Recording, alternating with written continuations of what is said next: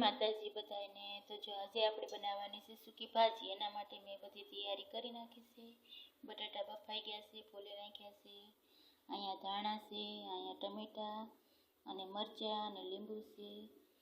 તો ચાલો હવે આપણે આજે સૂકી ભાજી વઘારી નાખીએ। મેં અહીંયા તેલ મૂકી દીધું છે। તેલ આવી ગયું છે, તેમાં રાઈ નાખી દેવી।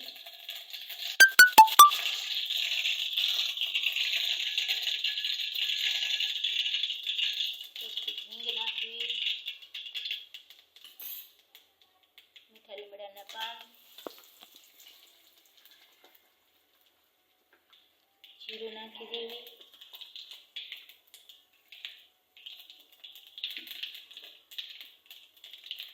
ટમેટા અને મરચાં,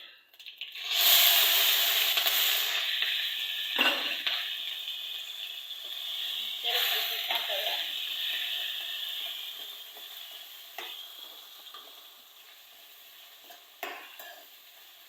મીઠો લીમડો નાખીએ એટલે બહુ સરસ લાગે સૂકી ભાજી।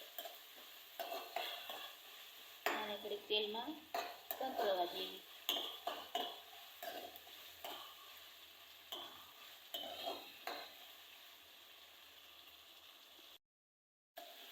સરસ રીતે સંકળાઈ ગયું છે। હવે આપણે આમાં મસાલા કરી નાખીએ।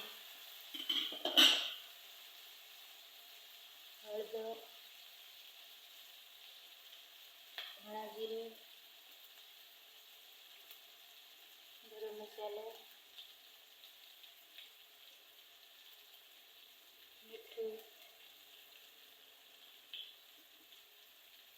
મરચી પાવડર,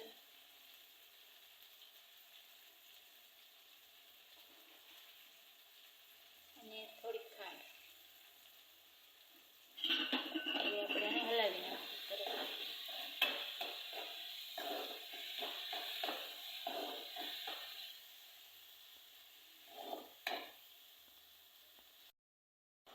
આપણો મસાલો સરસ વઘારાઈ ગયો છે।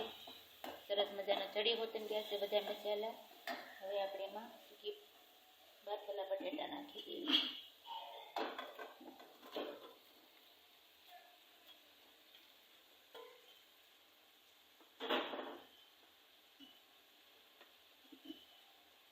સરસ રીતે હલાવી નાખીએ।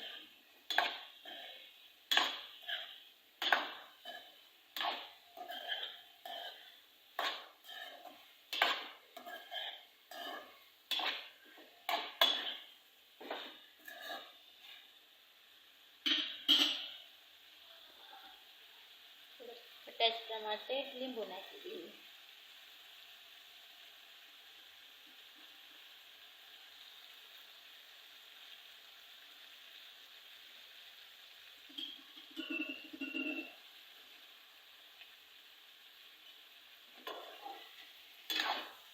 તમને મારો વિડીયો ગમતો હોય તો લાઈક કરજો અને કમેન્ટ કરજો અને જણાવજો સૂકી ભાજી કેવી બની। તમે પણ ઘરે બનાવજો, બહુ સરસ લાગે।